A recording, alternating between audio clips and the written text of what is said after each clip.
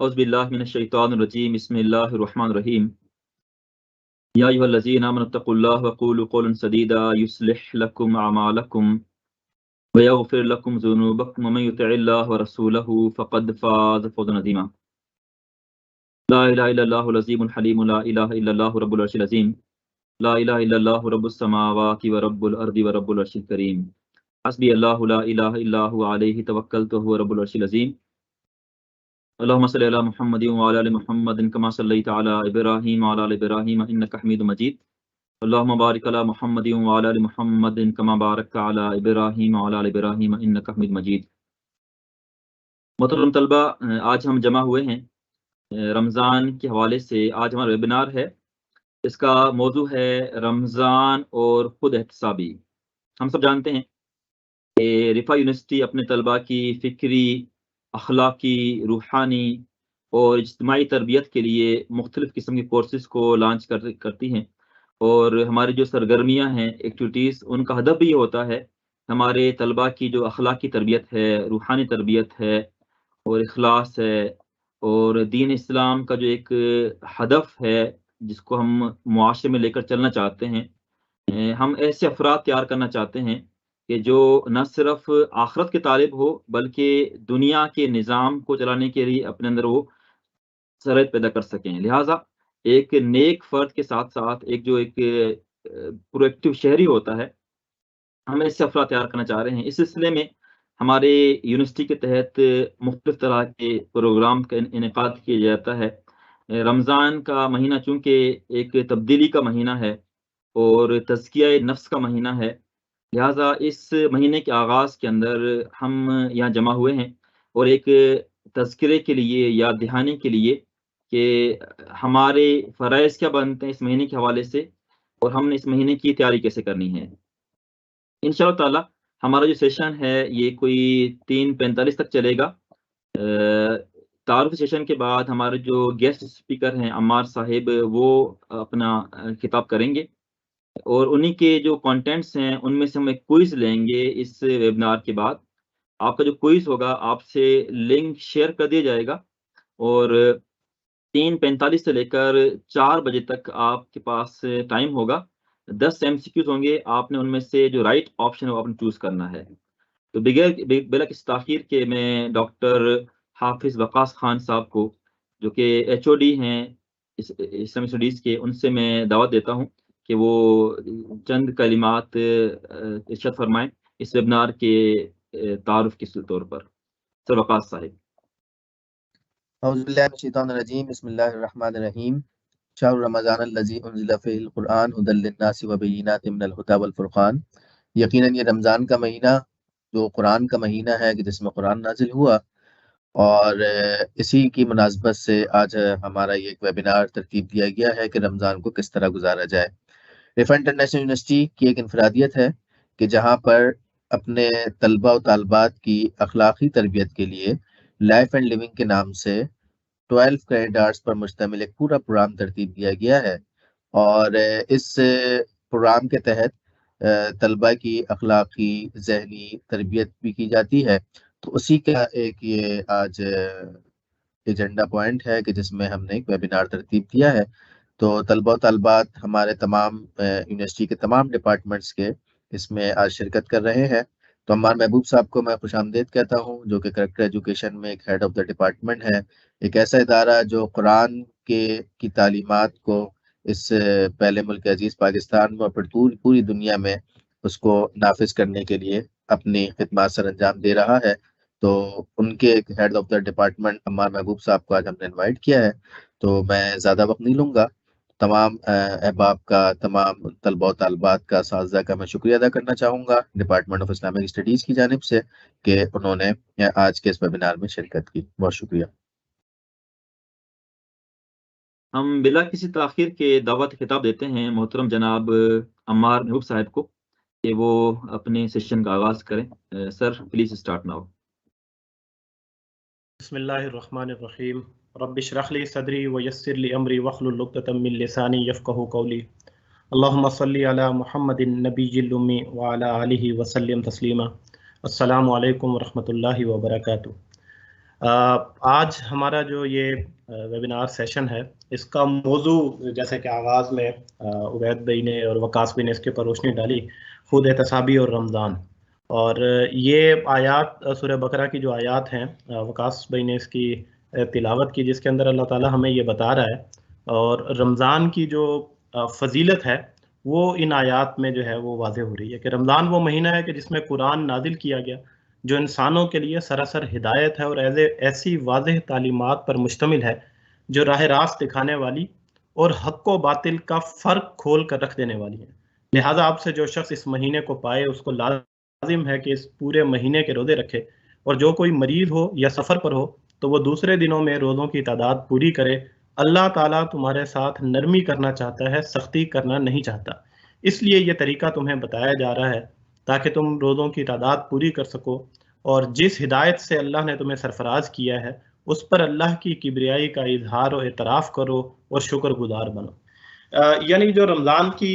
بڑی فضیلت اللہ تعالیٰ نے جو بتائی وہ یہ ہے کہ اس میں قرآن نازل کیا گیا، اور قرآن کا امتیاز یہ ہے کہ یہ جس چیز کے ساتھ بھی جڑا ہے اس کو فضیلت نصیب ہوئی ہے. یعنی آپ اس یہاں پہ ان آیات کے اندر دیکھتے ہیں کہ جس مہینے میں یہ نازل ہوا وہ مہینہ تمام مہینوں سے بہتر ہو گیا. جس رات میں یہ نازل ہوا لیلۃ القدر، اس رات کو تمام دوسری راتوں پہ جو ہے وہ ایک فضیلت جو ہے وہ نصیب ہوئی. اسی طریقے سے جس نبی کے اوپر اس کتاب کو نازل کیا گیا، یعنی قرآن کی آپ اہمیت کا اس سے اندازہ کریں، وہ امام الانبیاء محمد مصطفیٰ صلی اللہ علیہ وآلہ وسلم ہمارے سامنے آتے ہیں. اسی طریقے سے جس شہر میں یہ نازل ہوا قرآن مجید ہمیں اس کی فضیلت جو ہے وہ بتاتا ہے. جس امت پر یہ کتاب جو ہے وہ اس کے حوالے کی گئی اس کو امت وسط قرار دیا گیا. تو قرآن کی یہ عظمت ہے اور قرآن کی یہ فضیلت ہے کہ یہ جس چیز کے ساتھ جڑ جائے اور اس کی فضیلت جو ہے وہ اللہ تعالیٰ بڑھا دیتا ہے. اور اللہ کا شکر ہے کہ اللہ تعالیٰ نے ہمیں یہ رمضان جو ہے وہ نصیب فرمایا ہے. یعنی میں آغاز سے پہلے یہ چاہوں گا کہ کچھ دیر کے لیے ہم سوچیں کہ کتنے لوگ تھے کہ جو گزشتہ رمضان میں ہمارے ساتھ تھے اور آج وہ ہمارے ساتھ اس رمضان میں شریک نہیں ہیں. تو اللہ تعالیٰ کا ہمیں شکر ادا کرنا ہوگا سب سے پہلے اس بات پہ کہ اللہ تعالیٰ نے ہمیں توفیق دی کہ ہم اس رمضان کے اندر اللہ تعالیٰ کو راضی کرنے کے لیے وہ اعمال کر سکیں جس کی اللہ کے نبی صلی اللہ علیہ وسلم نے ہمیں تعلیمات دی ہیں. رمضان کی اس اہمیت کو سمجھنے کے لیے میں یہ چاہوں گا ایک شیخ سعدی کی ایک حکایت ہے جو شاید ہمیں ہمارا یہ جو وقت اس دنیا کے اندر ہمارا یہ وقت گزر رہا ہے اس کی حقیقت کو سمجھنے میں شاید وہ ہمیں مدد دے سکے.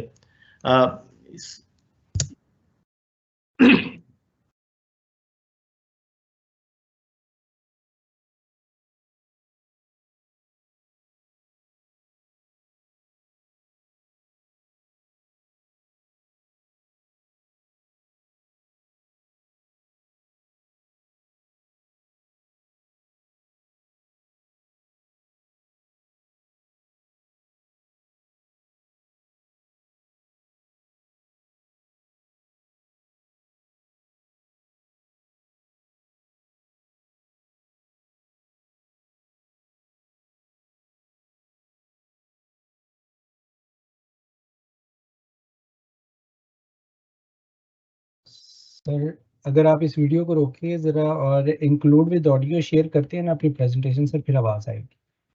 آواز کا ایشو ہے. اس کی آواز نہیں آ رہی صاحب؟ جی بالکل سر. اچھا چلے میں اس کو ویسے بیان کر دیتا ہوں. یہ شیخ سعدی کی ایک حکایت ہے کہ جس میں وہ یہ بتاتے ہیں کہ ایک بادشاہ نے اپنے 3 وزیروں کو حکم دیا کہ وہ اس کے لیے ایک باغ سے جو ہے وہ پھل جمع کر کے لے کے آئیں. تو یہ وزیر جو ہیں یہ اپنے تھیلے لے کے باغ کے اندر گئے، اور ان میں سے جو پہلا وزیر تھا اس نے تو بڑی محبت سے اور اخلاص سے جو ہے وہ بڑے اچھے پھل جمع کیے اس تھیلے کے اندر اپنے بادشاہ کے لیے. جو دوسرا وزیر تھا اس نے یہ سوچا کہ بادشاہ جو ہے وہ تو صرف اوپر سے شاید ہو سکتا ہے تھیلے کو دیکھے، تو اس نے نیچے تو گھاس پھوس جمع کر دی اور اوپر جو ہے کچھ پھلوں کو رکھ دیا اور کچھ گلے سڑے اور کچھ اچھے پھل جو ہے وہ اس نے جمع کر لیے. جو تیسرا وزیر تھا اس کا خیال یہ تھا کہ بادشاہ چونکہ ہو سکتا ہے تھیلے کی طرف نظر بھی نہ ڈالے اور یہ بس اس کا ایک حکم ہے میں آ گیا ہوں، تو اس نے بجائے اس کے کہ وہ کچھ اس کے اندر کوئی اچھے پھل جمع کرتا اس نے محض گھاس پھوس سے وہ تھیلا جو ہے وہ بھر دیا تاکہ وہ صرف نظر اس طریقے سے آئے کہ وہ کچھ جمع کر کے لایا ہے. جب یہ تھیلے لے کے بادشاہ کے پاس پہنچے تو بادشاہ نے ان تینوں کے متعلق یہ حکم دیا کہ ان تینوں کو لے جا کے ایک جیل کے اندر جو ہے وہ بند کر دیا جائے، اور ان کے پاس کھانے کے لیے اس تھیلے کے علاوہ کوئی چیز نہیں ہوگی۔ تو یہ تینوں وزیر چلے گئے۔ اب وہ جو کیفیت ہے وہ آپ کے علم میں آ گئی ہوگی کہ جو پہلا وزیر تھا اس کے پاس تو وہی پھل تھے جو اس نے بادشاہ کے لیے جو ہے وہ جمع کیے تھے، اور اس نے وہ اچھے پھل جو اس نے اپنے بادشاہ کے لیے جمع کیے، وہ لذیذ پھل اس نے وہ خود کھائے۔ جو دوسرا وزیر تھا اس نے کچھ دن تو اچھے پھل کھائے، لیکن اس کے بعد وہ جو گلے سڑے پھل وہ جو اپنے ساتھ جمع کر کے لایا تھا، بھوک کی شدت میں جب اس کو وہ کھانا پڑے تو وہ بیمار ہوا۔ اور جو تیسرا وزیر تھا وہ تو کچھ جمع کر کے نہیں لایا تھا۔ تو صورتحال یہ ہوئی کہ وہ بھوکا پیاسا جو ہے وہ اس جیل کے اندر مرا۔ تو شیخ سعدی کہتے ہیں کہ اگر ہم غور کریں تو ہم بھی اس وقت ایک باغ کے اندر ہیں جس میں ہمیں مالک نے ہمیں بھیجا ہے، اور ہمیں ایک تھیلا دے کے بھیجا ہے جس کے اندر ہمارے پر منحصر ہے کہ ہم اس دنیا میں رہتے ہوئے اس کے اندر اپنے لیے کچھ اچھے پھل جمع کر کے لے کے جاتے ہیں، یا کچھ ایسا سرمایہ لے کے جاتے ہیں کہ جس کے بعد وہ جو ابدی زندگی جس کے اندر ہم جائیں گے وہاں پہ ہمارا معاملہ جو ہے وہ اس تیسرے وزیر جیسا نہ ہو جائے۔ اب اس احساس کے ساتھ کہ یہ جو دنیا کی زندگی جس کے اندر ہم موجود ہیں، کہیں ہمارا جو طرز عمل ہے وہ اس تیسرے وزیر جیسا تو نہیں ہے، اور رمضان کی یہ جو نعمت ہمیں نصیب ہوئی ہے اس میں ہم اپنے تھیلوں کے اندر کیا جمع کرنے جا رہے ہیں؟ کہیں ایسا تو نہیں ہے کہ ہم بھی اسی غفلت کے اندر موجود ہیں اور ہمیں احساس نہیں ہے کہ یہ جو اتنی بڑی نعمت ہمیں ملی ہے اس کو ہم نے بھلا دیا۔ اور جو رمضان کا مقصد ہے، جو روزے کا مقصد ہے، وہ اللہ تعالیٰ قرآن مجید میں ہمیں کیا بتاتا ہے کہ یا ایھا الذین آمنوا کتب علیکم الصیام کما کتب علی الذین من قبلکم لعلکم تتقون، لعلکم تتقون کہ شاید کہ تم پرہیزگار بن جاؤ۔ یعنی روزے اس لیے فرض کیے گئے ہیں کہ لوگ تقوی اختیار کر سکیں، اور تقوی جو ہے جس کو ہم اس کا مطلب جو ہے وہ سمجھتے ہیں کہ یہ پرہیزگار بننا، خدا خوفی جو ہے۔ اب اس کے حوالے سے ہمارے معاشرے کے اندر مختلف خیالات پائے جاتے ہیں، اور بعض اوقات شیطان بھی جو ہے وہ ہمیں اچھے کام جب ہم کر رہے ہوتے ہیں تو بعض اوقات شیطان جب ہم برے کاموں کی طرف نہیں کھینچ پاتا تو وہ ہمارے اچھے کاموں کے اندر ہمیں بہکانے کی کوشش کرتا ہے، اور ہم یہ دیکھتے ہیں کہ کچھ غلط فہمیاں جو ہیں وہ ہمارے سامنے جو ہے وہ اس حوالے سے آتی ہیں، اور ہم یہ سمجھنا شروع کر دیتے ہیں کہ تقوی ہے کیا۔ ایک تقوی کی جو مثال ہے، مطلب کچھ لوگوں کا ایسا گروہ بھی ہمارے سامنے موجود ہوتا ہے کہ جو یہ سمجھتا ہے کہ چند اچھے کام کر لینے کا نام شاید تقوی ہے۔ یعنی میں نے کسی کی مدد کر دی، میں نے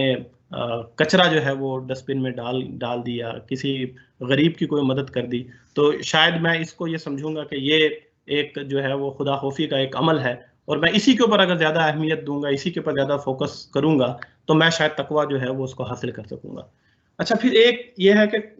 کسی جگہ پہ ہمارا انحصار زیادہ جو ہے وہ تقوی کا پیرامیٹر بن جاتا ہے شکل اور لباس۔ یعنی ہم تقوی کو جانچنے کی کوشش کرتے ہیں کہ کسی کے کپڑے کیسے ہیں، اس کا حلیہ کیسا ہے، کیا وہ ایسا دکھتا ہے کہ اس کو ہم متقی کہہ سکیں یا نہ کہہ سکیں۔ اسی طریقے سے بعض اوقات ہم یہ سمجھتے ہیں کہ محض عبادات، یعنی میں یہاں پہ لفظ استعمال کر رہا ہوں کہ محض عبادات کا نام تقوی ہے، کہ میں صرف وہ عبادات جو بتائی گئی ہیں ان کے اوپر اگر عمل کرتا رہوں گا تو اس کے ذریعے سے جو ہے وہ میں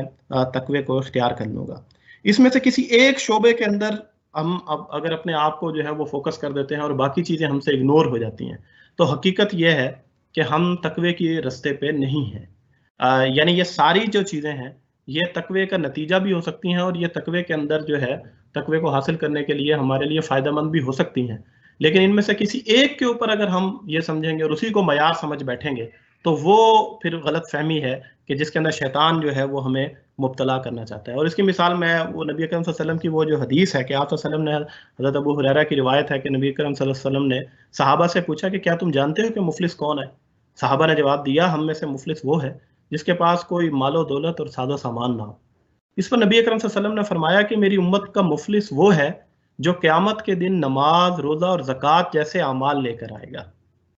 نماز، روزہ اور زکوٰۃ جیسے اعمال لے کر آئے گا، تاہم اس نے کسی کو گالی دی ہوگی، کسی پر تہمت دھری ہوگی، کسی کا مال ناحق کھایا ہوگا اور کسی کا خون بہایا ہوگا اور کسی کو مارا ہوگا، چنانچہ اس کی نیکیاں ان لوگوں کو دے دی جائیں گی، اور اگر اس کی نیکیاں ختم ہو گئیں اور اس پر واجب الادا حقوق ابھی باقی رہے تو ان لوگوں کے گناہ لے کر اس کے کھاتے میں ڈالے جائیں گے اور پھر اسے جہنم میں پھینک دیا جائے گا۔ یعنی اس حالت میں کہ اگر ہم نے روزہ رکھا بھی صحیح اور اس کے ساتھ خدا خوفی کی وجہ سے جو دیگر اعمال ہیں ہمارے اندر وہ پیدا نہ ہوئے تو یہ ہمارے اعمال جو ہیں یہ روز قیامت ان کی حیثیت کیا ہوگی، نبی اکرم صلی اللہ علیہ وآلہ وسلم جو ہے وہ ہمیں بتاتے ہیں۔ پھر یہ سوال پیدا ہوتا ہے کہ تقویٰ ہے کیا، اور اس کی ایک بڑی اچھی روایت جو ہمیں تاریخ کے اندر ملتی ہے، حضرت عمر فاروق رضی اللہ عنہ نے جب حضرت ابی بن کعب سے یہ پوچھا اور تقویٰ کی جو حقیقت ہے وہ معلوم کی، تو انہوں نے ایک بہترین مثال جو ہے وہ اس موقع پہ دی، اور انہوں نے کہا اے امیر المومنین، کیا آپ کا کبھی کسی خاردار یعنی کانٹوں والے راستے سے آپ کا گزر ہوا ہے؟ انہوں نے فرمایا کہ جی ہاں، کئی بار گزرا ہوں۔ تو اس پر آپ نے کیا طرز عمل اختیار کیا؟ حضرت ابی بن کعب نے حضرت عمر فاروق رضی اللہ عنہ سے پوچھا۔ جب یہ سوال کیا تو حضرت عمر فاروق رضی اللہ عنہ نے ارشاد فرمایا کہ اس موقع پر میں خود کو اور اپنے کپڑوں کو نہایت سمیٹ کر بڑی احتیاط سے چلتا ہوں کہ کہیں میرا دامن جو ہے وہ کانٹوں سے نہ الجھ جائے۔ تو حضرت ابی بن کعب نے کہا کہ حضرت یہی تو تقویٰ ہے، یعنی تقویٰ اس چیز کا نام ہے کہ میری زندگی کے اندر میں جو بھی قدم اٹھاتا ہوں، جو بھی عمل کرتا ہوں، اس میں مجھے اس بات کا خوف میرے اندر موجود ہو کہ کہیں اللہ تعالیٰ اس سے مجھ سے ناراض تو نہیں ہو جائے گا،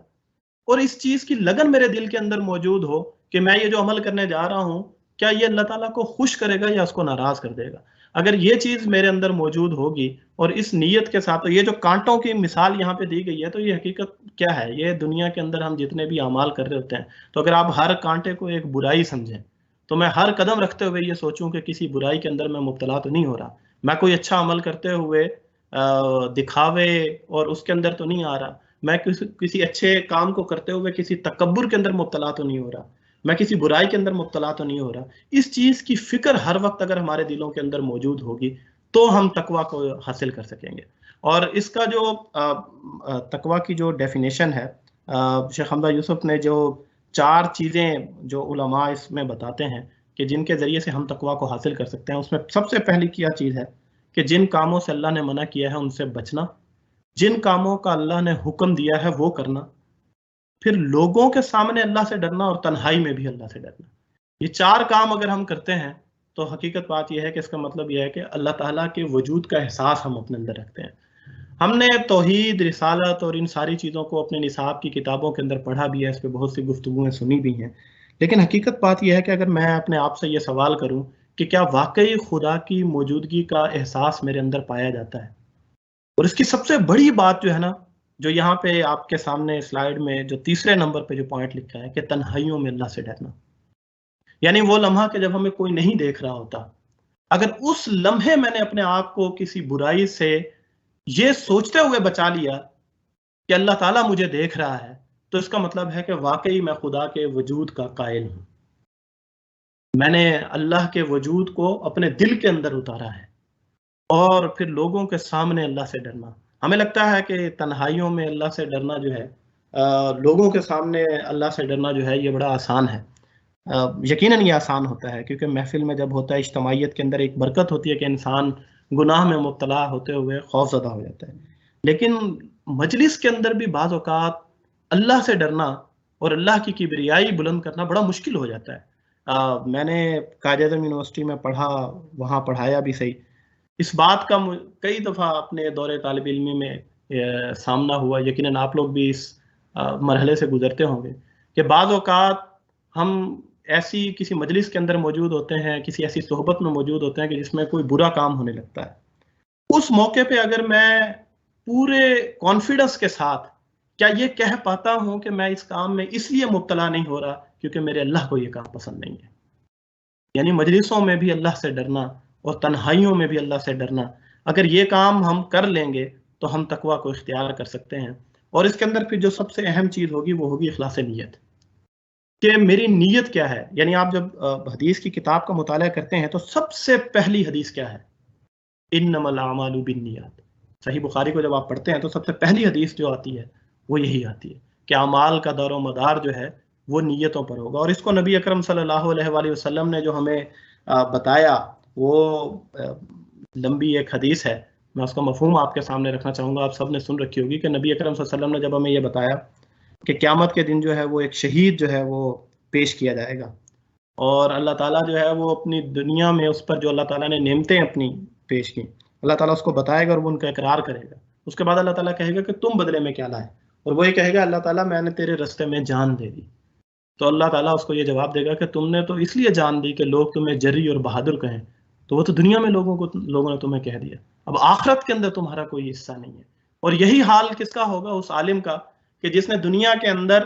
اللہ تعالیٰ اس کو بھی اپنی نعمتیں بتائے گا، اور جب اس سے یہ سوال کرے گا کہ تم کیا لائے، تو وہ یہ کہے گا کہ اللہ میں نے تو تیرا علم جو ہے وہ لوگوں تک پہنچایا، اور اللہ تعالیٰ کہے گا کہ وہ تو نے اس لیے پہنچایا کہ لوگ تجھے عالم کہیں،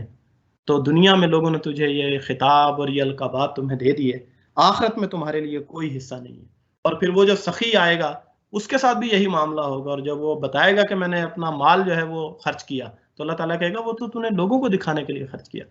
تو ان کی نیتوں کی وجہ سے ایک ایسا بندہ کہ جس نے اپنا سارا مال لٹا دیا، ایک ایسا بندہ جس نے اپنی ساری کی ساری زندگی اس علم کو لوگوں تک پہنچانے میں لگا دی جو اللہ کا علم تھا، اور سب سے بڑھ کے وہ شخص جس نے اپنی جان دے دی اس راستے میں، لیکن صرف نیت کا ایک چھوٹا سا کھوٹ جو ہے وہ ان کو اس مقام پہ لے جائے گا کہ نبی اکرم صلی اللہ علیہ وسلم بتاتے ہیں کہ ان تینوں کو جو ہے وہ فرشتے گھسیٹ کے جہنم کے اندر جو ہے وہ لے جائیں گے۔ یعنی اگر میں نے یہ سارے کام کر بھی لیے، مجھے جس چیز کے اوپر نظر رکھنی ہوگی کہ میں کس نیت سے یہ کام جو ہے وہ کرنے جا رہا ہوں۔ اور جب ہم تقویٰ کی ان ساری چیزوں کو دیکھتے ہیں، اور لیکن حقیقت بات یہ ہے کہ یہ جو گفتگو میں نے آپ کے سامنے رکھی، یہ ساری معلومات، یہ سارے علم یا حدیث آپ کے نظروں سے پہلے بھی گزری ہیں، تو انسان یہ سوچتا ہے کہ سارے علم کے باوجود میں تقویٰ حاصل کیوں نہیں کر پاتا، کیوں شیطان جو ہے وہ جیت جاتا ہے جبکہ یہ علم جو ہے وہ میرے پاس موجود ہے۔ تو عزیز طلبہ، اس کی بنیاد جو ہے وہ ہمارا دل ہے۔ ہمارا دل ہمارے اچھے اور برے اعمال کی وجہ ہے، اور اصل میں ہم جو حرکتیں، جو اعمال، جو افعال کرتے ہیں، اس کی بنیاد ہمارا دل ہے۔ وہاں سے ہم وہ موٹیویشن لیتے ہیں کہ مجھے اپنی زندگی کے اندر کس رستے پہ چلنا ہے اور کس رستے سے رکنا ہے۔ نبی اکرم صلی اللہ علیہ وسلم نے اس کے متعلق کیا فرمایا؟ آپ صلی اللہ علیہ وسلم نے فرمایا کہ انسان کے جسم میں ایک گوشت کا لوتھڑا ہے، جب وہ درست ہوتا ہے تو پورا بدن درست اور صحیح سالم رہتا ہے، اور جب وہ خراب ہوتا ہے تو پورا بدن خراب ہو جاتا ہے۔ پھر ارشاد فرمایا کہ خبردار ہو جاؤ، وہ دل ہے۔ یعنی اس دل کی، آپ یہ حیران ہوں گے کہ قرآن مجید کو جب ہم پڑھتے ہیں، نبی اکرم صلی اللہ علیہ وسلم کی احادیث کو پڑھتے ہیں، تو قرآن نے بھی موضوع دل کو بنایا ہے، دماغ کو نہیں بنایا۔ حدیث میں بھی جو موضوع بنایا ہے وہ دل کو بنایا ہے۔ اور حقیقت بات یہ ہے کہ ہم خود بھی جب اس دل کی حکومت اگر اپنے جسم پہ ہم دیکھیں کہ کتنی بار ہمارے منہ سے یہ جملہ نکلتا ہے کہ یہ بات ٹھیک تو لگ رہی ہے لیکن دل نہیں مانتا، تو ہمارا دل جو ہے وہ ہمارے ان تمام خوبیوں اور خامیوں کا مرکز ہے کہ جو ہماری شخصیت کے اوپر ہمارے واضح ہو کے آتی ہیں۔ اب جب یہ دل بیمار ہوتا ہے اور مختلف قسم کی بیماریاں اس دل کے اندر پیدا ہوتی ہیں، تو اس دل کو علاج کی ضرورت ہوتی ہے۔ اگر میں اس رمضان کے اندر یہ چاہتا ہوں کہ میں اپنے دل کو پاک کر سکوں اور اس دل کے اندر تقوی کو حاصل کر سکوں، اس کے اندر اپنے دل کو ان تمام علائشوں سے پاک کر سکوں جو شیطان نے اس کے اندر ڈال دی ہیں، تو اس کا علاج کیسے ہوگا؟ تو جو دل کا علاج ہے، جو امام غزالی بتاتے ہیں کہ وہ دو چیزوں سے ہے۔ اس میں پہلی چیز عقیدہ ہے اور دوسرا اخلاص ہے۔ عقیدہ پختہ ہوگا تو شکوک و شبہات جو ہیں وہ پروان نہیں چڑھیں گے۔ اگر عقیدہ کمزور ہے، یعنی اگر میں آخرت کے حوالے سے یہ سوچوں کیا واقعی ہی میں نے اللہ کے ہاں پیش ہونا ہے، آج میں جس لمحے یہاں پہ گفتگو آپ کے سامنے کر رہا ہوں، آپ گفتگو سن رہے ہیں، ہم تھوڑی دیر کے لیے یہ سوچیں کیا واقعی میں مرنے والا ہوں، کیا واقعی ہی مجھے قبر کے اندر جانا ہے، اس چیز کا عقیدہ کتنا پختہ ہے، یہ موت کی حقیقت مجھے کیا میں نے صرف الفاظ کے اندر رٹ لی ہے یا یہ میرے دل کے اندر سرایت کر گئی ہے۔ اور دوسری چیز پھر کیا ہے کہ اخلاص، اور دل کا اخلاص جو ہے وہ تب تک نصیب نہیں ہو سکتا جب تک کہ اس کو غلط کاموں اور برائیوں اور بیرونی علائشوں سے پاک نہ کر لیا جائے۔ اور دل کی جو صفائی ہے وہ کس سے ہوتی ہے؟ وہ اللہ تعالیٰ ہمیں یہ بتاتا ہے کہ وہ توبہ اور گناہوں پر ندامت سے ہم جو ہے یہ حاصل کر سکتے ہیں۔ یعنی جب تک انسان جو ہے وہ توبہ کی طرف نہیں جاتا، تو حقیقت بات یہ ہے کہ وہ نہ تو اپنے آپ کو اللہ کا غلام ماننے پہ تیار ہوتا ہے، نہ اللہ تعالیٰ کو اپنا آقا ماننے پہ تیار ہوتا ہے۔ انسان اپنی غفلت کی زندگی میں جو ہے وہ اس لیے ڈوبتا چلا جاتا ہے کہ یہ احساس اس کے دل سے ختم ہو جاتا ہے۔ اور جو قرآن مجید ہمیں یہ اس کی طرف دعوت دیتا ہے کہ اے لوگوں جو ایمان لائے ہو، اللہ سے ڈرو، اور ہر شخص یہ دیکھے کہ اس نے کل کے لیے کیا سامان کیا ہے۔ اللہ سے ڈرتے رہو، اللہ یقیناً تمہارے ان سب اعمال سے باخبر ہے جو تم کرتے ہو۔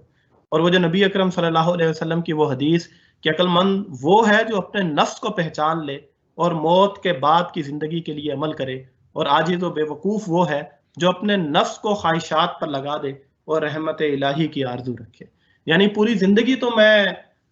اپنے نفس کی پیروی کروں، لیکن امید مجھے یہ ہو کہ اللہ تعالیٰ جو ہے وہ میرے ساتھ ہوگا۔ اور اس دنیا کی زندگی جس کے اندر ہم کھو جاتے ہیں،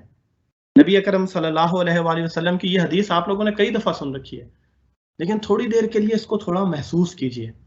کہ وہ جو نبی اکرم صلی اللہ علیہ وآلہ وسلم صحابہ کے ساتھ جا رہے تھے، اور آپ صلی اللہ علیہ وآلہ وسلم نے ایک بکری کا مردہ بچہ پڑا ہوا دیکھا، اور وہ اس کا جسم گلا ہوا تھا اور اس سے بدبو آ رہی تھی۔ تو نبی کرم صلی اللہ علیہ وآلہ وسلم نے صحابہ سے پوچھا کہ کیا تم میں سے کوئی شخص اسے خریدنا چاہے گا؟ تو صحابہ نے کہا اللہ کے حضور،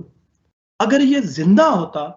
تب ہم اس کو نہ خریدتے، کیونکہ اس کے کان کٹے ہوئے تھے، اور اب جبکہ یہ مردہ ہے اور اس کے جسم سے بدبو آ رہی ہے، اس کو کون خریدے؟ تو نبی کرم صلی اللہ علیہ وآلہ وسلم نے اپنے صحابہ کو بتایا کہ جو حیثیت تمہاری نظر میں اس مردہ بکری کے بچے کی ہے، اللہ تعالیٰ کی نظر میں اس دنیا کی یہی حیثیت ہے۔ یعنی ہم جس دنیا کے لیے اتنا تڑپ رہے ہوتے ہیں، اور اپنی اس عارضی سی زندگی کے اندر ہم اپنے اس رب کو بھول جاتے ہیں کہ جس نے ہمارے لیے ایک ابدی زندگی رکھی ہے، اور وہ جو بار بار قرآن میں ہمیں یہ دعوت دے رہا ہے کہ اللہ سے ڈرو اور مجھ سے ڈرو اور مجھ سے مغفرت طلب کرو، ہم اس کو بھول جاتے ہیں۔ کتنی مرتبہ ایسا ہوا کہ میرا دل جو ہے وہ اللہ کے خوف سے کانپا ہو، اور میرے منہ سے یہ الفاظ کانپتی ہوئی آوازوں کے ساتھ نکلے ہوں، اور میں نے اللہ تعالیٰ سے استغفار طلب کی ہو۔ یہ کیفیت جن کے بارے میں ہم نبی اکرم صلی اللہ علیہ وسلم اور آپ صلی اللہ علیہ وسلم کے صحابہ کے بارے میں پڑھتے ہیں کہ وہ روتے تھے راتوں کو، نبی اکرم صلی اللہ علیہ وسلم اور آپ صلی اللہ علیہ وسلم کے صحابہ جو ہے وہ قیام جب فرماتے تھے تو سجدوں کے اندر گڑ گڑا کے دعائیں مانگتے تھے۔ یہ کیفیت میرے دل کے اندر کیوں نہیں پیدا ہوتی؟ کیوں یہ رمضان کی ساعتیں مجھے نصیب ہوتی ہیں، میں تہجد کے وقت اٹھتا ہوں کہ جس وقت اللہ تعالیٰ یہ کہتا ہے کہ میں انسان کے سب سے زیادہ قریب ہوتا ہوں، اور اللہ تعالیٰ کہتا ہے کہ کوئی ہے مانگنے والا کہ جس کو میں عطا کروں، کوئی ہے بخشش طلب کرنے والا کہ جس کو میں معاف کر سکوں۔ کیوں اس لمحے بھی، اس قیمتی ترین لمحوں کے اندر میرے اندر یہ احساس پیدا نہیں ہو پاتا کہ میں اپنے رب کو یاد کر سکوں، اور وہ لمحے میں ضائع کر دیتا ہوں۔ اور حقیقت بات یہ ہے کہ خاص طور پہ ہمارا آج کا جو معاشرہ ہے، اس کے اندر جو سب سے بڑا چیلنج کہ وہ روزے کی حالت اور میرے ہاتھ کے اندر موبائل اور تنہائیوں کے وہ لمحے کہ جب مجھے کوئی نہیں دیکھ رہا۔ کتنی بار ایسا ہوا کہ میرے سامنے کوئی ایسا کنٹینٹ آیا کہ جس کو میں سمجھتا ہوں، میں جانتا ہوں کہ یہ میرے دیکھنے کا کنٹینٹ نہیں ہے۔ یہ چیزیں اللہ تعالیٰ نے جو جس سے ہمیں روکا، ہمیں اپنی نظروں کو پھیر دینے کا حکم عطا کیا، ہم اس کے اندر دیکھتے چلے جاتے ہیں اور ہم اس کے اندر کھو جاتے ہیں، اور یہ بھول جاتے ہیں کہ میں روزے کی حالت میں ہوں۔ تو کیوں میرے اندر یہ خوف پیدا نہیں ہوتا؟ اور نبی اکرم صلی اللہ علیہ وآلہ وسلم نے ایسے روزے داروں کے بارے میں فرمایا کہ بہت سے روزے دار ایسے ہوں گے کہ جن کو روزے سے بھوک اور پیاس کے سوا کچھ حاصل نہیں ہوگا۔ وہ جو میں نے آپ سے شروع میں بات کی نا کہ تقویٰ کا حصول جو ہے وہ محض ظاہری طور پہ کچھ عبادات کر دینے سے کیا حاصل ہو جائے گا؟ تو روزے کی وہ کیفیت جس میں کوئی انسان سارا دن بھوکا پیاسا رہے، لیکن اگر وہ اپنے آپ کو ان برائیوں سے نہ بچا سکا کہ جس سے اللہ تعالیٰ نے منع کیا، اور وہ خوف خدا اس کے اندر پیدا نہ ہو سکا، تو قیامت کے دن جو ہے اس کو بھوک اور پیاس کے سوا کچھ نہیں ملا ہوگا۔ اور جس نے نبی اکرم صلی اللہ علیہ وسلم نے وہ جو حدیث صاحب صلی اللہ علیہ وسلم نے فرمایا کہ جس نے روزہ رکھ کر جھوٹ بولنا اور جھوٹ پر عمل کرنا نہ چھوڑا، تو اللہ تعالیٰ کو اس کے بھوک اور پیاس کی کوئی حاجت نہیں۔ اور سب سے بڑی تباہی، یعنی ایک حدیث میں آتا ہے کہ تباہ ہوا وہ شخص، اور دوسری جگہ پہ روایت میں آتا ہے کہ بدبخت ہے وہ شخص کہ جس کو رمضان المبارک نصیب ہوا اور وہ اس میں اپنی بخشش نہ کروا سکا۔ یعنی کتنی بڑی ساعت ہے کہ جس کے اندر اللہ تعالیٰ جو ہے وہ اپنے رحمت کے دروازے کھول دیتا ہے۔ اللہ تعالیٰ توبہ کرنے والے کی توبہ کو قبول کرتا ہے، اور اللہ تعالیٰ جو ہے وہ نبی اکرم صلی اللہ علیہ وسلم نے بشارت دے دی کہ جو شخص ایمان و احتساب کے ساتھ رمضان کے روزے رکھے تو اللہ تعالیٰ اس کے گزشتہ گناہوں کو بخش دیتا ہے، اور اس کے باوجود وہ شخص اگر یہ بخشش نہ کروا سکا تو کتنی بڑی تباہی اور بدبختی اور بدنصیبی ہے اس شخص کے لیے۔ اور اگر ہم یہ چاہتے ہیں کہ اس رمضان کے اندر ہم اپنے عمل کا جائزہ لیتے ہوئے اس رمضان کے اندر اپنے اصلاح نفس کی کوئی کوشش کر سکیں، تو امام غزالی یہ کہتے ہیں کہ اس کے 4 اصول بتاتے ہیں یعنی یہ جو آج ہمارا یہ دوسرا روزہ ہے اور اللہ تعالیٰ نے آپ کو یہ رمضان نصیب کیا، اگر باقی کے دنوں کے اندر اگر میں یہ چاہوں کہ میں اپنے اس رمضان کے اندر اللہ تعالیٰ کو راضی کرنے کی کوشش کروں گا، اور کبھی کبھار ہم یہ سوچتے ہیں کہ میں نیت بھی کرتا ہوں اور میں کوشش بھی کرتا ہوں، لیکن اس کے باوجود میں گناہوں کو چھوڑ کیوں نہیں پاتا؟ تو امام غزالی اس کا ایک فارمولہ جو ہے وہ ہمیں بتاتے ہیں، اور وہ اس کے 4 اصول بتاتے ہیں، جس میں پہلا اصول یہ ہے مشارطہ، یعنی اپنے نفس کے ساتھ یہ شرط لگانا کہ میں گناہ نہیں کروں گا۔ سب سے پہلے اگر ہم یہ طے کریں کہ میں یہ طے کر لوں اپنے نفس کے ساتھ کہ اب کچھ بھی ہو جائے میں یہ گناہ جو ہے وہ نہیں کروں گا، میں اگر کسی جھوٹ کے اندر مبتلا ہوں، میں کسی بد نظری کے اندر مبتلا ہوں، میں کسی ایسے فعل کے اندر مبتلا ہوں جس میں نے اللہ تعالیٰ کی کسی حدود کی خلاف ورزی کی ہے، جس میں اللہ تعالیٰ نے مجھے منع کیا اور میں اس کے اندر مبتلا ہوں، تو میں پہلے یہ شرط لگاؤں کہ آج کے بعد میں یہ گناہ نہیں کروں گا۔ اس کے بعد مراقبہ۔ اچھا، مراقبہ کا مطلب جو عام طور پہ ہوتا ہے، ہم یہ لیتے ہیں کہ شاید کوئی لمبی جو ہے وہ ہم اس کے اندر جائیں گے خاموشی کے اندر اور تنہائیوں کے اندر، وہ بھی یقیناً ہے اس کے اندر، لیکن وہ آپ دن کا کوئی ایک لمحہ اگر ایسا گزاریں، آپ رات کے وقت یہ سوچیں کہ جس گناہ کا میں نے طے کیا تھا کہ میں نہیں کروں گا، کہ آج کے دن میں نے وہ گناہ کیا، تو آپ نے مراقبہ کر لیا۔ تو اگر وہ شرط جو آپ لگاتے ہیں، تو آج کا دن میں یہ سوچوں کہ کیا اس پورے دن کے اندر مجھ سے یہ کہیں گناہ تو نہیں ہوا۔ میں اس کی ایک چھوٹی سی مثال آپ کو یوں دوں گا کہ جیسے دین ہمیں یہ بتاتا ہے کہ مذاق میں جھوٹ بولنا جو ہے وہ منع ہے، لیکن جو انسان بولتا چلا جاتا ہے، بولتا چلا جاتا ہے، بولتا چلا جاتا ہے، یہاں تک کہ ایک وقت ایسا آتا ہے کہ ہم مذاق میں جھوٹ بول رہے ہوتے ہیں اور ہمیں احساس بھی نہیں ہو رہا ہوتا کہ ہم کوئی غلط کام کر رہے ہیں۔ تو اس وقت اگر ایسا ہو کہ میں ہر دن گزرے یہ دیکھوں کہ کہیں آج مجھ سے کوئی مذاق میں جھوٹ تو نہیں بولا گیا، یا بھی میں یہ آپ اور میں بیٹھ کے سوچیں پچھلے ہفتے ایسا کون سا وقت آیا کہ جب میں نے مذاق میں کوئی جھوٹ بولا ہے، تو اس وقت جو احساس ندامت انسان کا ہوتا ہے نا، اور اس وقت انسان اس گناہ کو سوچ کے اللہ سے جو توبہ کرتا ہے، حقیقت بات یہ ہے کہ وہ دل کی صفائی اور دل کی پاکیزگی کا عمل جو ہے وہاں سے شروع ہوتا ہے۔ اور تیسرا اصول محاسبہ، کہ میں نے کتنے گناہ کیے اور کتنی نیکیاں کی، اور پھر آخری ہے مواخذہ، کہ دن بھر مجھ سے جو نافرمانیاں ہوئیں اس کے لیے انسان اپنے لیے کوئی سزا تجویز کرے۔ اور وہ سزا کیا ہے؟ وہ جو صحابہ روزے رکھتے تھے اور نوافل ادا کرتے تھے، اپنے لیے کوئی ایسی سزا جو ہے، آپ کسی ایک اپنے مسئلے کو اٹھائیں، ان 4 اصولوں کو اگر لے کے چلیں، تو حقیقت بات یہ ہے کہ آپ دیکھیں گے کہ وہ برائی جس کے اندر آپ مبتلا ہیں ہم اس سے جان چھڑوا لیں گے۔ اور لیکن اگر ہم نے اس کی طرف توجہ نہ کی، یہ آج جس گفتگو کو ہم سن رہے ہیں، ہم نے اس اپرچونٹی کو بھی بس ایک اس کے طور پہ لیا کہ رمضان آ گیا، میں نے ایک روزہ رکھ لیا اور تھوڑا سا بس نماز کے اندر میری بہتری آ گئی اور میری باقی کی زندگی ویسی ہی رہی۔ تو نبی اکرم صلی اللہ علیہ وسلم جو ہے وہ ہمیں حضرت انس رضی اللہ عنہ کی روایت ہے کہ بندہ اپنے برے اعمال سے قیامت کے دن مکر جائے گا۔ نبی اکرم صلی اللہ علیہ وسلم نے فرمایا کہ بندہ اپنے برے اعمال سے قیامت کے دن مکر جائے گا اور کہے گا اے پروردگار کوئی گواہ ہو تو مانو، تو اللہ تعالیٰ فرمائے گا کہ تو خود گواہ ہے اور لکھنے والے فرشتے گواہ ہیں۔ پھر اس کے منہ پر مہر کر دی جائے گی اور ہاتھ اور پاؤں کو حکم ہوگا کہ بولو، اس کی بدعمالیاں بیان کر دو، اور وہ اس کے کرتوت بیان کر دیں گے۔ تب بندہ خود کہے گا کہ دور ہو، میں نے تمہارے بچانے کے لیے سب ترکیب کر رہا تھا۔ یعنی ہم اس دنیا کے اندر ہمارے جن اعمال پہ اللہ تعالیٰ نے پردہ رکھا ہے وہ لوگوں سے تو شاید مخفی ہوں، لیکن اللہ تعالیٰ سے وہ مخفی نہیں ہے۔ اور ہم یہ سمجھتے ہیں کہ انسان جو ہے کہ جس کا کوئی گواہ نہیں ہے، اللہ تعالیٰ میں یہ بتا رہا ہے کہ ہمارے اعضاء جو ہیں وہ اس کی گواہی دیں گے۔ تو آج کے اس لیکچر کے اندر جو ہے میں آپ کے ساتھ ایک چیز جو شیئر کرنا چاہوں گا، یہ ایک کتاب ہے، آپ ضرور اس کا مطالعہ کیجیے گا، پیوریفیکیشن آف دا ہارٹ، شیخ حمدہ یوسف کی کتاب ہے، جس میں انہوں نے جو نوجوان ہیں خاص طور پر ان کے لیے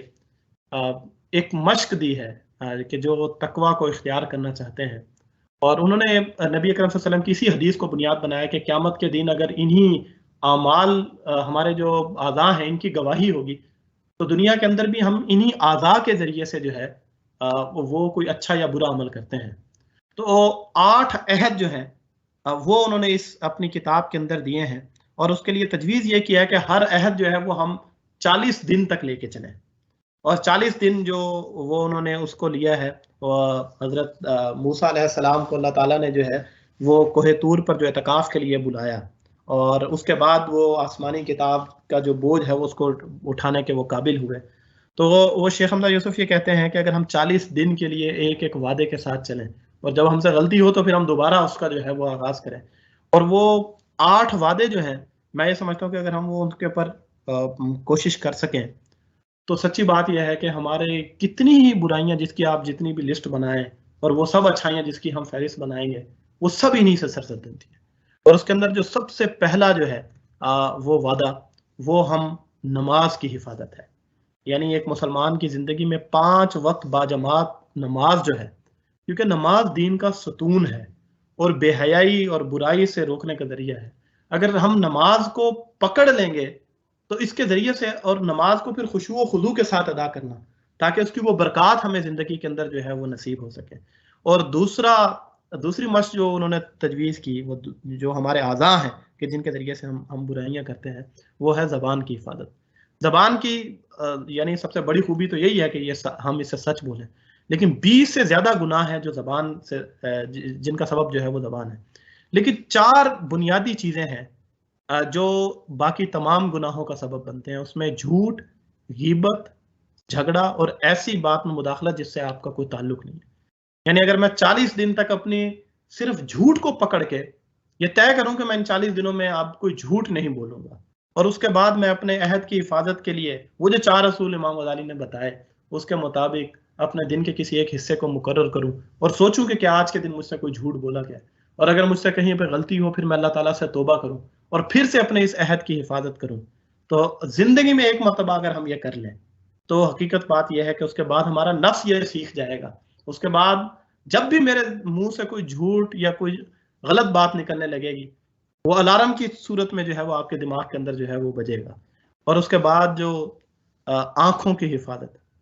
آج کے دور کا سب سے بڑا چیلنج، یعنی میں نے آپ کے سامنے جو بات رکھی کہ تقویٰ کا حصول جو ہے وہ دل کی پاکیزگی کے بغیر ممکن نہیں ہے، اور دل آلودہ ہوتا ہے آنکھوں کے ذریعے سے. اور آنکھوں کی آلودگی اس وقت سب سے بڑا جو ہے وہ ہمارے لیے چیلنج یہ موبائل کا استعمال ہے. اور صرف موبائل ہی نہیں بلکہ اب تو ہم جب گلی کوچوں کے اندر نکلتے ہیں، تعلیمی اداروں کے اندر جاتے ہیں، تو اپنی نظروں کی حفاظت کرنا آج کے دور کے اندر چاہے وہ کوئی لڑکا ہے یا لڑکی ہے، حقیقت بات یہ ہے کہ جس نے اپنی نظروں کو بچا لیا اس نے اپنے دل کو پاک کر لیا. اور جب ہم اپنا یہ استعمال، اپنی آنکھوں کے استعمال کو اللہ تعالیٰ کے حکم کے مطابق کر لیں گے تو سب سے بڑا احتساب ہم اپنی ذات کا اس وقت کر لیں گے. اور اس کے بعد کانوں کی حفاظت. ایک حدیث کا مفہوم ہے کہ غیبت سننے والا بھی غیبت کے گناہ میں شامل ہے، اور آنکھوں کے برعکس جو ہے وہ کانوں کی حفاظت زیادہ مشکل کام ہے، کیونکہ ہم اپنے کانوں کو نہ ہی آنکھوں کی طرح بند کر سکتے ہیں نہ ہی پھیر سکتے ہیں. تو امام مالک کہتے ہیں کہ اپنے کان کسی گمراہ دل والے انسان کے حوالے نہ کرو، کیونکہ تم نہیں جانتے کہ اس سے کیا جڑا ہوا آئے گا. اگر میں 40 دن تک یہ کوشش کروں کہ میں غیبت نہیں سنوں گا تو اللہ تعالیٰ مجھے یہ توفیق دے گا کہ میں غیبت نہیں کروں گا. اور پھر اس کے بعد معدے کی حفاظت. معدے کی حفاظت جو ہے اس کے بظاہر بڑی مشکل اور لیکن دوسری طرف بڑی آسان ہے کہ معدے کی حفاظت کے لیے ضروری کیا ہے کہ سب سے پہلا اصول یہ ہے کہ میں حلال کھاؤں گا. یعنی آپ خود سوچیں کہ میں روزے کے حالت میں اس بات کی تو پرواہ رکھوں کہ حلق میں کس جگہ تک پانی پہنچے گا اور روزہ ٹوٹ جائے گا یا نہیں ٹوٹے گا، اور ناک سے پانی جو جائے گا کیا اس سے روزہ ٹوٹتا ہے. ان ساری تفصیلات میں پڑا رہا ہوں، لیکن مجھے یہ فکر نہ ہو کہ کہیں میری کمائی کے اندر کوئی سود تو شامل نہیں ہے، کوئی حرام لقمہ تو شامل نہیں ہے. کتنی بڑی بد نصیبی ہے. یعنی ہم ان جزیات کے اندر جو ہے وہ شامل ہو جاتے ہیں، لیکن جو بڑی چیزیں ہیں تو معدے کی حفاظت یہ ہے کہ سب سے پہلی بات یہ ہے کہ حلال کھاؤں گا اور کم کھاؤں گا. یعنی ضرورت سے زیادہ جو ہے انسان جب اس خوراک کے اندر جاتا ہے تو وہ غفلت جو ہے وہ انسان کے اوپر طاری کرتی ہے. اور پھر شرم و حیا کی حفاظت. نبی اکرم صلی اللہ علیہ وسلم نے جو ارشاد فرمایا کہ جس نے اپنی زبان اور شرمگاہ کی حفاظت کی ضمانت دے دی میں اسے جنت میں گھر کی ضمانت دیتا ہوں. اور اس کے لیے کیا ضروری ہے؟ ہم لوگ آج کے جس معاشرے کے اندر زندہ ہیں اس میں برائی کرنا آسان اور نیکی کرنا مشکل ہو گیا ہے. اس صورت میں اپنے شرم و حیا کی حفاظت کرنا، یعنی وہ جو اقبال نے کہا تھا نا، جو ایک نصیحت کی انہوں نے اپنے آج کی جو نوجوان نسل کو، کہ حیا نہیں رہا ہے زمانے کی آنکھ میں باقی، خدا کرے کہ تیری جوانی رہے بے داغ. یعنی وہ بے داغ جوانی جو ہے، اور وہ کس صورت میں حاصل ہو سکتی ہے؟ وہ اسی صورت میں حاصل ہو سکتی ہے جب مجھے ہر لمحے یہ احساس ہو کہ اللہ تعالیٰ مجھے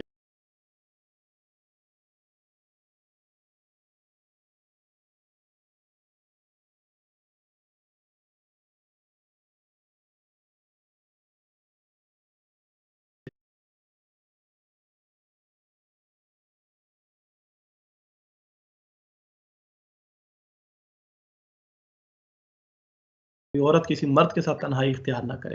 اور اپنے جسم کے حصوں کو جو ہے وہ ہم جس طریقے سے اپنے جسم کی نمود و نمائش کو ہم کس لیے کر کے جا رہے ہیں، اور وہ جو نیت کی وہ پہلے بات ہوئی اسی کو اگر ہم سامنے رکھیں.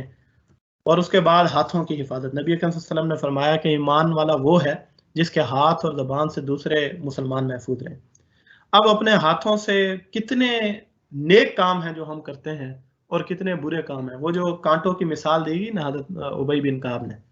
تو وہی مثال یہاں پہ ہے کہ میں اپنے ہاتھ کو جب اٹھاؤں تو یہ سوچوں کہ کہیں یہ کسی گناہوں کے کانٹے میں تو چبھنے والا نہیں ہے، کہیں میں اپنے اس عمل سے اللہ تعالیٰ کو راضی کرنے جا رہا ہوں یا اللہ تعالیٰ کو ناراض کرنے جا رہا ہوں. اس بات کا احساس پیدا ہو. اور پھر پاؤں کی حفاظت، جو ہمارے نقل و حرکت کا اور سفر کا ذریعہ ہیں، لیکن انہی پاؤں سے چل کے ہم کسی ایسی جگہ پر جاتے ہیں کہ جہاں پہ اللہ کی دین کی سربلندی کا کوئی کام ہے، یا اللہ تعالیٰ کے کسی اچھے جو اس کے احکام ہے ہم اس کی اطاعت میں جاتے ہیں. اور یہی پاؤں ہے کہ جس کے اوپر چل کے ہم برائی کے کسی ایسے کام کی طرف چلے جاتے ہیں کہ جس سے اللہ تعالیٰ جو ہے وہ ہم سے ناراض ہو جاتا ہے. اور پھر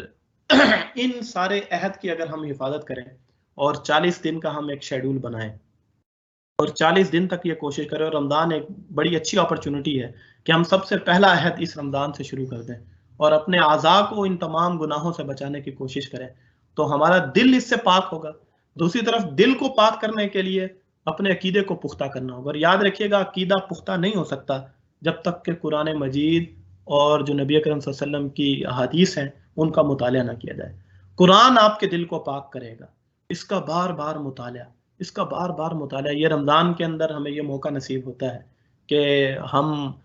تراویح کے اندر قرآن کو سنتے ہیں. زیادہ سے زیادہ قرآن کی تلاوت کرنا، یعنی زندگی کے اندر ہم کتنی کتابیں پڑھتے ہیں، M Phil P H D master ہم کرتے ہیں، سینکڑوں کتابوں کا ہم مطالعہ کرتے ہیں، لیکن یہ ایک کتاب جو اللہ تعالیٰ نے نازل کی ہے جس کی بے حرمتی پہ ہمارا دل دکھی ہو جاتا ہے اور ہم اس پر جو ہے وہ مرنے مارنے کے لیے تیار ہو جاتے ہیں. لیکن کیا میں نے زندگی کے اندر الحمد والناس ترجمے کے ساتھ قرآن پاک کو کبھی زندگی میں ایک مرتبہ پڑھا ہے؟ یہ سوال ہے جو میں اپنے آپ سے کروں، ہم سب اپنے آپ سے کریں. کیا عذر ہم دے سکیں گے کہ ہمیں اس کی سمجھ نہیں آتی تھی اور ہمیں باقی علوم کی سمجھ آتی تھی، ہمیں وقت نہیں ملا جبکہ ہمیں باقی سینکڑوں کتابیں پڑھنے کا وقت ملا. تو اسی اس کے ساتھ جو ہے وہ یہ ایک چارٹ ہے جو آپ اس طرح کا کوئی بنا سکتے ہیں اپنے لیے، اور 40 دن تک آپ اپنا جو ہے وہ پھر ایک محاسبہ اگر ہر عہد کے ساتھ کریں تو اللہ تعالیٰ پھر ہمارے اعمال کو انشاءاللہ ایسا بنا دے گا کہ جس کے ذریعے سے ہم اس کے وہ جو اللہ تعالیٰ کہتے ہیں نا ان اکرمکم عند اللہ اتقاکم، کہ سب سے عزت والا اللہ تعالیٰ کے نزدیک وہ بندہ ہے کہ جو اللہ تعالیٰ سے ڈرنے والا ہے، متقی ہے، پرہیزگار ہے. اور اختتام میں کروں گا بس ایک تمثیل کے ساتھ جو مفسر قرآن سید مودودی کی ہے کہ اس دور وہ اپنے دور کے حساب سے بتاتے ہیں کہ سکتے کے مریض کا آخری امتحان اس طرح کیا جاتا ہے کہ اس کی ناک کے پاس آئینہ رکھتے ہیں. اس دور میں یہ کیا جاتا تھا، ظاہر ٹیکنالوجی ابھی اتنی وہ نہیں تھی، تو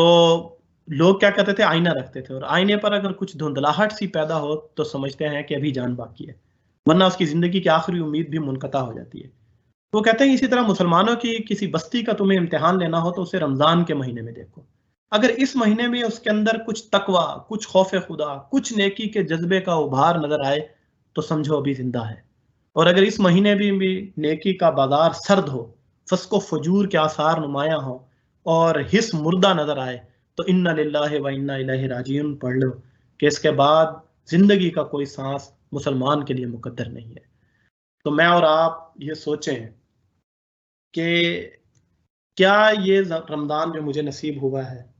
کیا یہ میری زندگی کا کہیں آخری رمضان تو نہیں ہے؟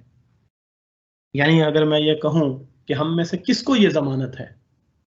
کہ اس کو اگلا رمضان نصیب ہوگا؟ اور وہ جو آغاز میں نے آپ سے بات کی تھی کہ کتنے لوگ تھے جو پچھلے رمضان میں ہمارے ساتھ تھے لیکن آج وہ ہمارے ساتھ موجود نہیں ہے. اور ہر وقت ہمارا یہ احساس، اپنے آپ کو یہ یاد دلانا کہ اس دنیا کے اندر ہم کس مقصد کے لیے آئے ہیں. یعنی میری زندگی کا مقصد تیرے دین کی سرفرازی، میں اسی لیے مسلمان، میں اسی لیے نمازی. اللہ تعالیٰ نے ہمیں اس دنیا کے اندر اپنی عبادت کے لیے اور اپنی رضا حاصل کرنے کے لیے بھیجا ہے، لیکن وہ ہم اپنی اس زندگی دنیا کی جو رونقوں میں گم ہو جاتے ہیں. اور سب سے بڑا مسئلہ ہمیں لگتا ہے کہ زندگی کا مقصد ہمارا کیا ہے، وہ فکر معاش ہے. وہ جو اقبال کا وہ شعر ہے کہ عصر حاضر ملک الموت ہے تیرا جس نے، یعنی یہ جو موجودہ زمانہ ہے یہ کیا ہے، ملک الموت، موت کا فرشتہ ہے تمہارے لیے. عصر حاضر ملک الموت ہے تیرا جس نے، قبض کی روح تیری دے کے تجھے فکر معاش. کہ بس اسی دولت کی دوڑ دھوپ اور اسی کے اندر ہم اپنے آپ کو اتنا مگن کر دیتے ہیں کہ ہم یہ بھول جاتے ہیں کہ ہمارا کوئی پیدا کرنے والا بھی ہے اور جس کے حضور آخرت کے دن ہمیں پیش ہونا ہے. ہمارے ہر عمل کا جواب ہمیں وہاں پہ دینا ہوگا. قرآن مجید کی آیات کی ہم تلاوت کرتے ہیں، اس کو سنتے ہیں، لیکن ہم خود سے یہ سوال کریں کہ واقعی میں یہ یقین رکھتا ہوں کہ جنت کوئی چیز ہے؟ کیا واقعی میں یہ یقین رکھتا ہوں کہ جہنم کوئی جگہ ہے؟ کیا واقعی اللہ تعالیٰ کے ہاں پیش ہونے کے بعد میرے اعمال کا حساب ہوگا؟ کیا قبر واقعی کوئی حقیقت ہے؟ کیا واقعی اس کے اندر مجھ سے سوال و جواب ہوں گے؟ اور اس موقع پہ زندگی کے اندر میں یہ جو اعمال کر رہا ہوں، ان میں سے کون سا عمل ہے جو وہ میرے کام آئے گا؟ اگر یہ احساس ہمارے اندر پیدا ہو جائے تو ہماری زندگی بدل جائے گی. ہم میں سے اگر کسی کو پتہ چل جائے کہ یہ میری زندگی کے آخری 6 ماہ ہیں، تو آپ خود سوچئے کہ کیا میں اپنی زندگی کی روٹین تب بھی یہی رکھوں گا جو ہے؟ تو ہم میں سے کس کو یہ ضمانت ہے کہ اگلی سانس اس کو نصیب ہے؟ وہ جو موت کی حقیقت نبی اکرم صلی اللہ علیہ وآلہ وسلم نے حضرت علی سے پوچھا کہ علی، تمہیں زندگی اور موت کے بارے میں جو ان سے پوچھا کہ تمہیں کتنا اس کا موت کا یقین ہے، تو انہوں نے کہا کہ مجھے اتنا بھی بھروسہ نہیں زندگی کا کہ میں ایک قدم اٹھاؤں گا تو دوسرا قدم بھی اٹھا سکوں گا یا نہیں. تو نبی اکرم صلی اللہ علیہ وسلم نے کہا کہ علی، تمہیں تو ایک قدم اٹھانے کا یقین ہے، مجھے تو اتنا بھی یقین نہیں ہے کہ میں اپنی پلک جھپکاؤں گا اور اٹھا سکوں گا کہ نہیں. اس احساس کے ساتھ اپنے رمضان کی ان باقی ساعتوں کو ہم گزارنے کی کوشش کریں اور اپنے لیے کچھ اہداف طے کیجیے. آپ نوافل کے اندر اہداف طے کیجیے. آپ قرآن مجید کی تلاوت کے حوالے سے کوئی اہداف، ایک پورا ایجنڈا بنائیے، بھرپور طریقے سے رمضان کو گزاریے.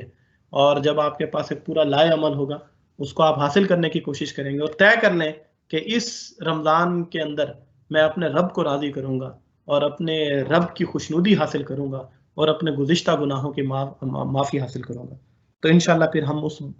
ان لوگوں میں شامل نہیں ہوں گے جن کے متعلق نبی اکرم صلی اللہ علیہ وسلم نے یہ فرمایا کہ وہ بدبخت ہے اور تباہ ہوا وہ شخص جس کو رمضان نصیب ہوا اور وہ اس میں اپنی بخشش نہ کروا سکا. وآخر دعوانا ان الحمدللہ رب العالمین. جزاکم اللہ خیرا کثیرا. سر بہت شکریہ. یہ تھے محترم جناب عمار محبوب صاحب جو ہمارے طلباء کو انتہائی ایک عملی انداز میں رمضان اور خود احتسابی کے موضوع پر ان کی فکری، ان کی اخلاقی تربیت کے حوالے سے رہنمائی فراہم کر رہے تھے. میں اپنے طلباء کا بہت شکر گزار ہوں، آپ نے ٹائم نکالا. ہم ابھی انشاءاللہ تعالیٰ کوئز کو آن کر دیتے ہیں. تمام طلباء سے ریکویسٹ ہے کہ آپ ایونٹ کو لیو کر دیں اور اپنا کوئز اسٹارٹ کر دیں. جزاکم اللہ خیرہ. تھینک یو سو مچ. السلام علیکم ورحمۃ اللہ وبرکاتہ.